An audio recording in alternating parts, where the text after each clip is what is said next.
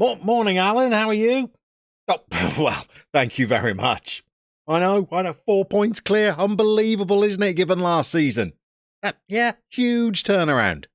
I know they were doubting me down in the comments. You saw it as well as I did. Absolutely, there's been a few job offers. You're absolutely correct. Stop it, Alan. Stop it. So we are 17 games into the domestic season. We've got 2 more to go before the winter break. We're going to bring you one of those today. It's the local derby against Dobfather, and we are on a very decent run. I wouldn't say we're playing superbly, and we still have a very leaky defence, but we are top of the table. We've only lost twice all season, and we're doing rather well. So the last time we saw you, we were playing another local derby against Radomia, and we were drawing 1-1 in that game. Since then, it's been rather good. We beat Bravo 1-0 before a 3-0 defeat against Dobfather. But apart from a cup exit against a second division side that we beat in the playoffs last season, it's been all good since then. That defeat in the cup was a bit of a disappointment, especially as we slightly shaded the XG, but we found ourselves a goal down before youngster Martin Ivacic scored his first goal for the club to tie it at 1-1 on 70 minutes. But we were only level for 4 minutes as Kirschke found a way through again, and as we chased an equaliser, they managed to score another goal on the 87th minute to make the result comprehensive. But in the league, things have been going far better with a 1-1 draw against Telia, and we went into that cup game with a 1-0 victory against Maribor. We've had 5 wins and a draw since we exited the cup.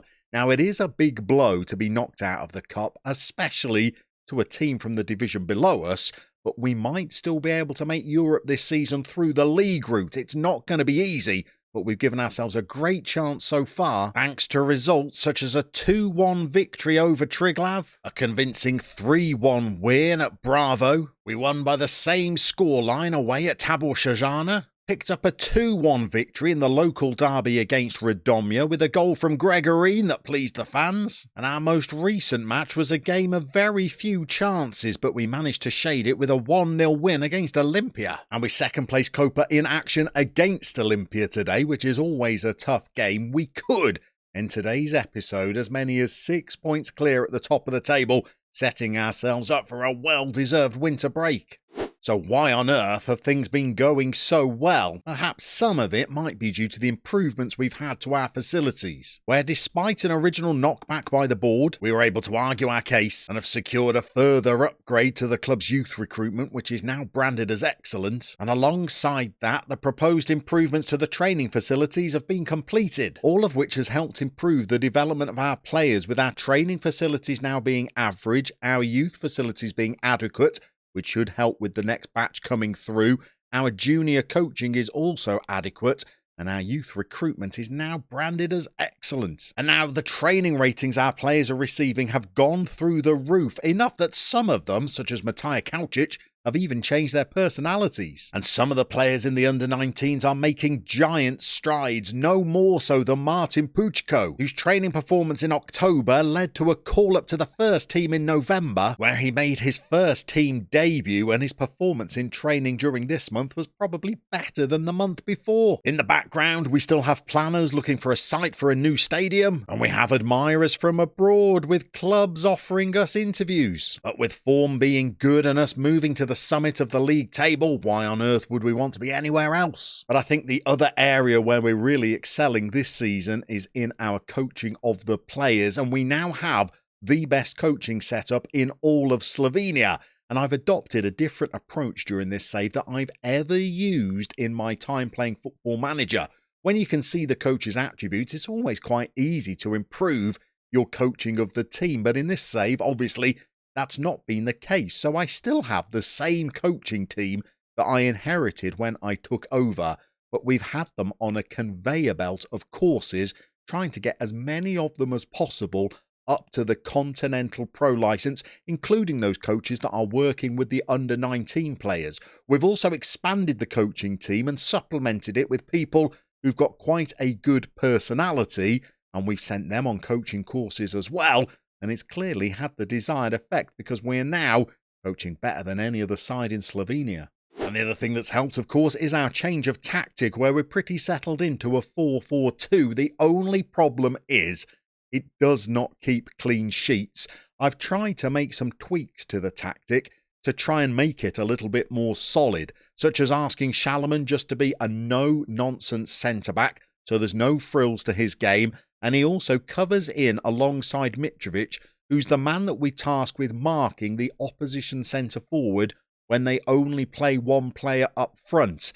That helps to a degree, I think, but we still let in at least one goal every game, meaning we have to score 2 just to get the 3 points. The other thing that we've tried to do, just to make us a little bit more solid, is in our defensive instructions, where we've told the players to try and stop crosses, because I've been back and looked through every single goal we've conceded this season, and so many of them were because of crosses into the box or balls behind our defenders. Hence, we've got Llama on that cover duty, trying to mop up some of those through balls, and we're also instructing our players to try and stop the delivery into the box in the first place. Everything looks pretty good in this tactic, including the resurgence of Dirty Dennis Valencic. 7 goals in 13 starts for him now.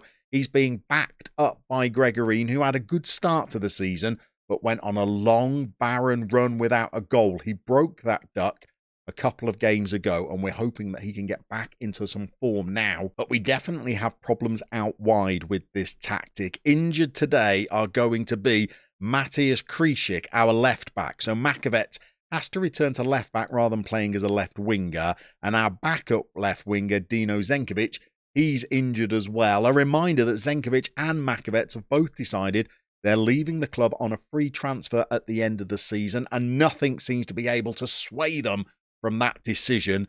We don't really have a substitute left winger that we can play today, so Sheepek's going to fill in. But I am mindful of the medium term, where next season we're going to be without 2 players down this left-hand side.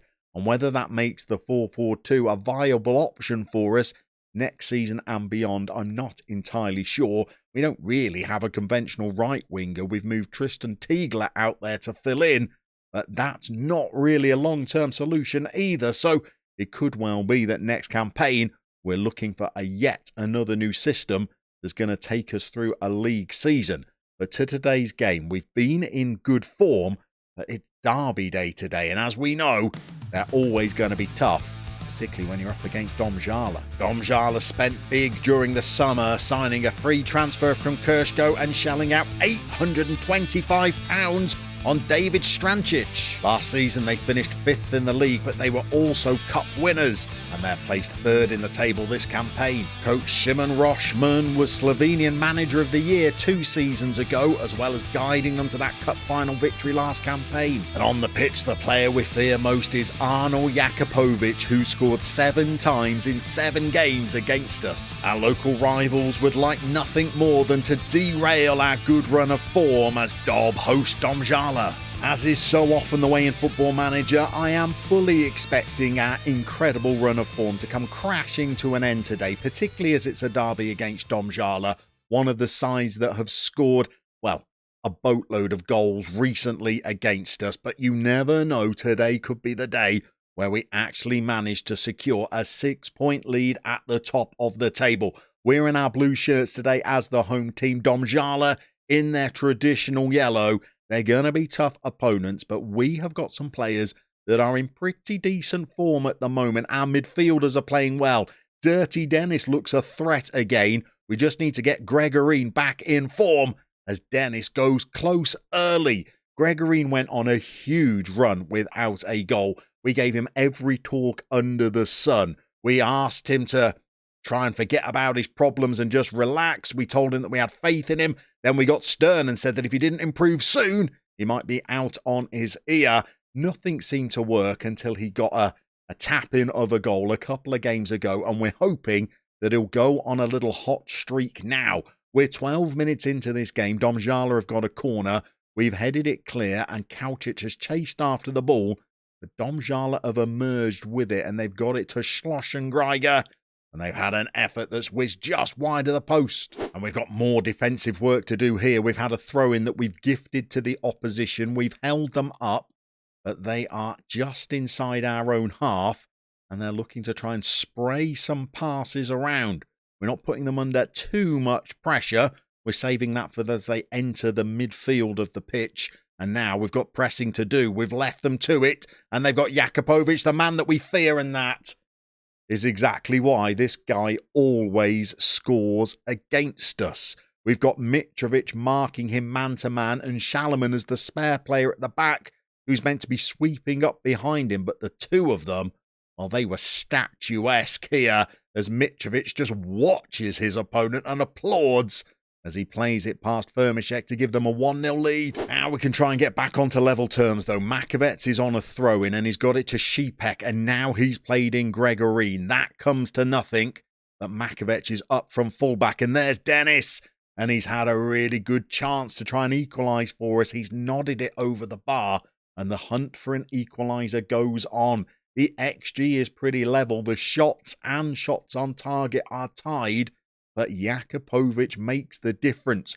Olympia are a goal up against Copper, so if we could turn this result around, we would indeed be going 6 points clear at the top of the table as things stand.